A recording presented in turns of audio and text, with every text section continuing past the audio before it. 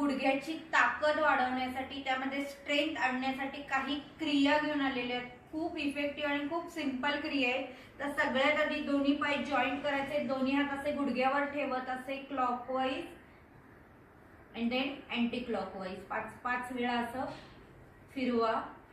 आणि पुढची जी क्रिया आहे ते असे दोन्ही हात परत गुडघ्यावर ठेवायचे, गुडघे असे पुढे घ्यायचे आणि सावकाश गुडघे शक्य तेवढे मागे असे पुश करायचे, फ्रंट अँड बॅक.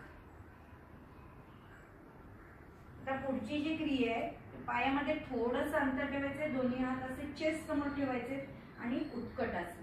उत्कटासन क्रिया केल्यामुळे गुडघ्यांमध्ये खूप जास्त ताकद वाढते, पण ज्यांना खूप जास्त नी पेन आहे त्यांनी ही क्रिया अवॉइड करायची.